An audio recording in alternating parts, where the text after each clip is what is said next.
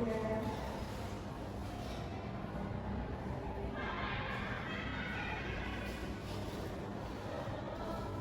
ini langsung dulu ya.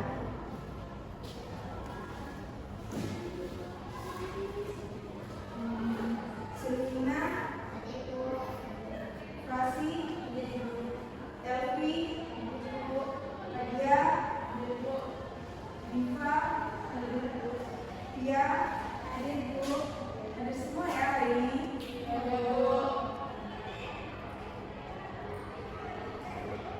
Baik, Anda semua. Minggu lalu kita sudah membahas mengenai layanan informasi. Ada yang masih ingat dengan layanan informasi? Oke, kelas dulu. Jadi layanan informasi itu layanan yang diberikan kepada peserta didik untuk memberikan informasi yang baru atau tes pelajaran atau analisis. Elvi, Informasi itu suatu layanan yang diberikan memberi informasi terkait yang sedang disampaikan. Jadi layanan informasi itu penting. ya betul yang telah disampaikan oleh teman-temannya. Untuk jelaskan lagi ya. Jadi layanan informasi adalah salah satu layanan dalam bimbingan konseling yang bertujuan untuk memberikan pemahaman kepada siswa tentang suatu hal yang bermanfaat. Nah, minggu lalu kita sudah membahas mengenai layanan informasi. Sekarang kita masuk materi tentang layanan pemasaran konten. Nah, ada yang sudah pernah dengar atau sudah tahu apa itu layanan pemasaran konten? Sudah? Ya Bu, Ya. Apa itu layanan pemasaran konten? seperti konten-konten Bu yang bisa membuat kita terampil Bu. Ya, benar ya. Jadi layanan pemasaran konten merupakan salah satu layanan dalam bimbingan dan konseling yang diberikan kepada masing-masing individu atau kelompok untuk menguasai kemampuan dan keterampilan melalui kegiatan belajar.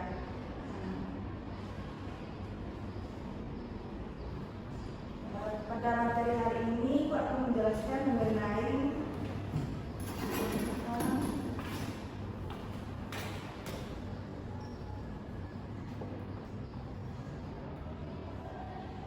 tentang manajemen waktu.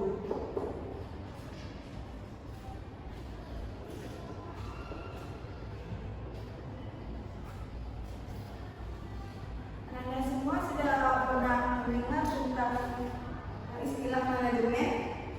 Sudah. Nah, apa itu manajemen?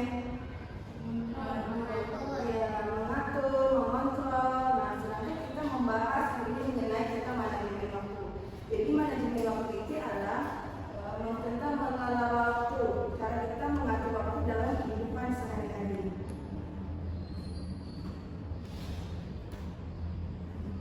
Dalam manajemen waktu ini yang kita bahas yang pertama itu ada pengertian. Pengertian, lalu ada tujuan,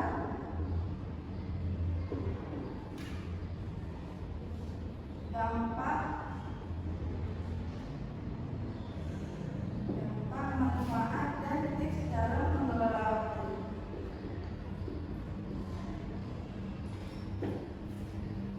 Nada itu di sini pernah mengalami yang namanya kesulitan waktu.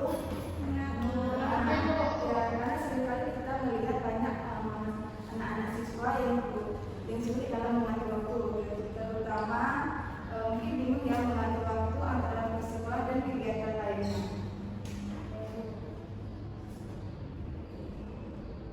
Jadi tujuan dalam manajemen waktu ini kita membahas tentang pengertian ya. Tadi sudah dijelaskan bahwa manajemen waktu adalah cara mengatur waktu supaya tugas atau pekerjaan bisa diselesaikan dengan baik dan tepat waktu. Tujuannya dapat membantu mengatur waktu dengan baik dan waktu tidak terbuang sia-sia dan lebih bermanfaat. Nah, selanjutnya kita membahas yang materi ketiga, yaitu dampak ya. Ada yang sudah tahu apa dampak dari tidak bisa mengelola waktu dengan baik? Ya. Kalau kita nggak bisa mengelola dengan baik, otomatis kita jadi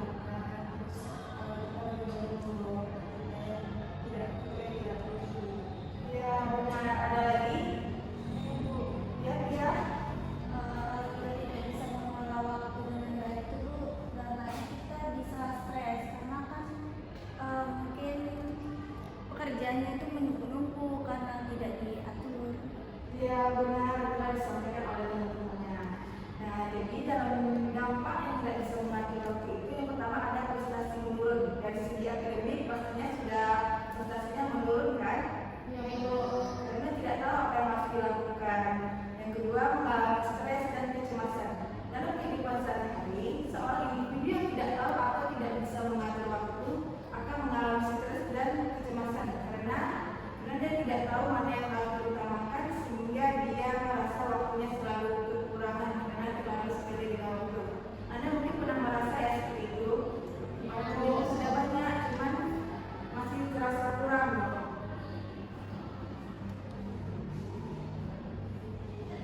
Nah, yang kedua, selanjutnya dampak dari tidak bisa mengelola waktu ini ada kehilangan peluang. Jadi seseorang yang berusaha santai di akhir merasa bahwa usaha yang dilakukan tidak sesuai dengan ekspektasi. Contohnya, siswa yang tidak belajar dengan serius dan hanya bersantai-santai saat menjelang ujian, di akhirnya dia akan tidak sesuai dengan harapan dia. Karena saat sebelum ujian dia terlalu santai sehingga tidak belajar. Selanjutnya kita membahas tentang manfaat. Ada yang tahu manfaat dari mengelola waktu dengan baik? Oke, ya. Manfaatnya ya kalau kita kemudian kita pasti teratur produktif gitu lama. Terus kedua kita merasa jadi merasa percaya diri gitu. Kita ada kepuasan sendiri. Itu aja yang lain. Saya dulu ya. Itu lebih disiplin waktu. Disiplin waktu ya. Nah, jadi manfaat dari mengelola waktu dengan baik ini yang pertama adalah lebih teratur dan disiplin. Kita waktu yang sudah kita atur itu lebih produktif. Yang kedua mengurangi stres. Nah, yang selanjutnya jika kita mampu mengelola waktu dengan baik, kita akan menambahkan keterampilan seperti tugas kita diselesaikan tepat waktu. Jadi manfaat manajemen waktu ini dapat mengembangkan keterampilan penting seperti bisa membuat jadwal. Ada yang di sini sudah bisa membuat jadwal? Nanti ibu kasih tahu ya bagaimana caranya membuat jadwal. Kita membuat jadwal kita itu lebih tahu mana yang harus diutamakan dan mana yang harus dikesampingkan. Kenapa? Ngantuk? Untuk. Iya. Untuk, Bu. Kita explain dulu lah ya. Iya, Bu. Oke. Mohon kepada anak semua untuk berdiri.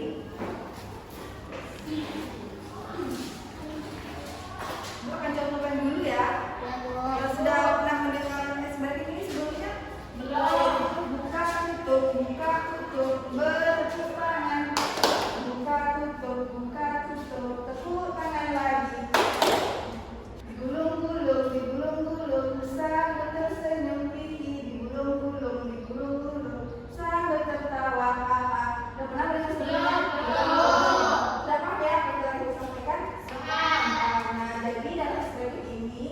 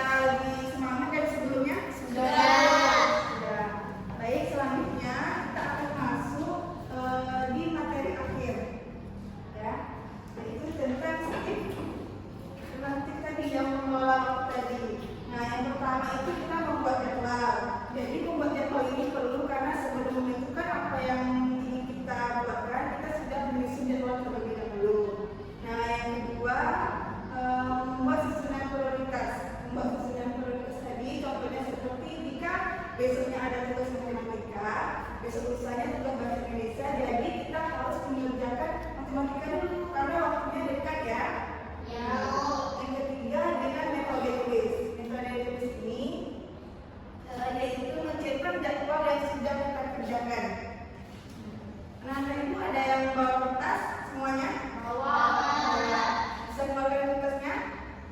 Kecil saja, kalau bisa berbagi juga ya dengan teman-temannya. Ya, Bu. Ya.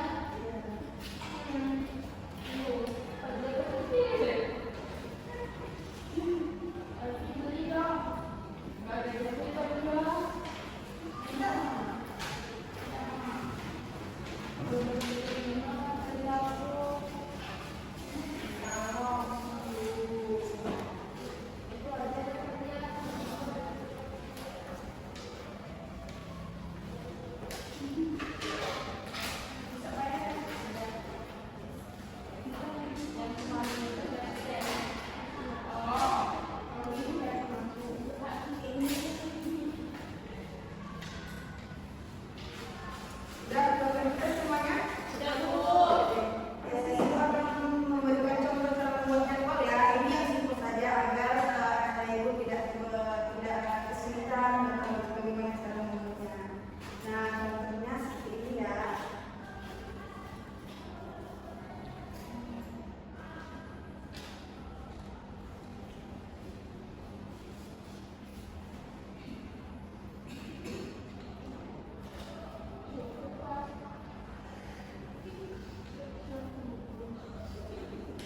Kecil sekali.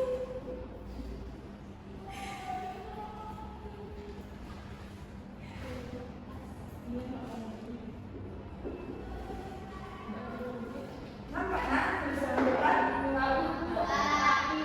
Iya. Nah, nampak dulu ya seperti ini.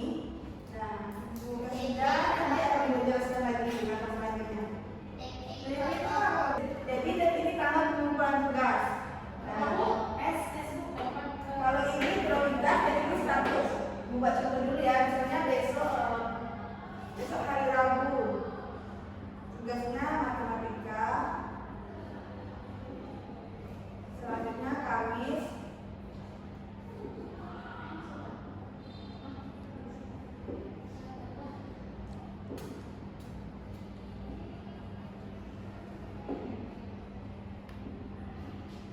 Nah, ini kan ada hari Rabu, Kamis, dan Jumat. Nah, bertanya dulu kepada anda semua, mana dulu yang harus kita prioritaskan dari tugas ini? Rabu. Ya, adalah dulu karena waktunya sedang dekat, gitu ya. Nah, kalau jika anda sudah mengerjakan tugasnya, kita checklist. Selesai. Ya, kita sudah mengerjakan tugasnya, dikasih pada checklist ya. Coba anda susun dulu, ingatkan tugas apa saja yang mau dikerjakan. Ada tugas kan dari buku yang lainnya? Berapa ya, Bu? Ya, tulis dulu ya. Bu. Enggak, ini nanti kita di media belajar saja. Media belajar di rumah ya. Yang penting anda sudah tahu mana yang harus diprioritaskan ya. Jadi nggak baca di depan, Bu. Enggak dibaca di depan, nanti ibu periksa aja nanti. Tempat duduknya.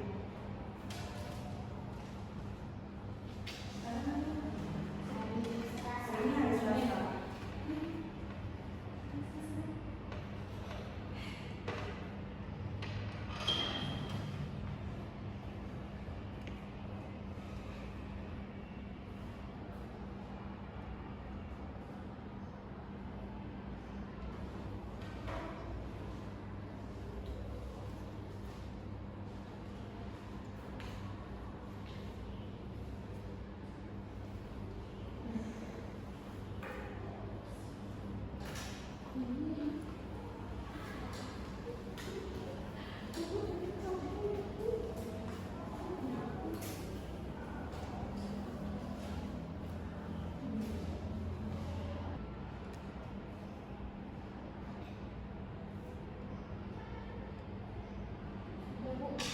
Sudah? Belum?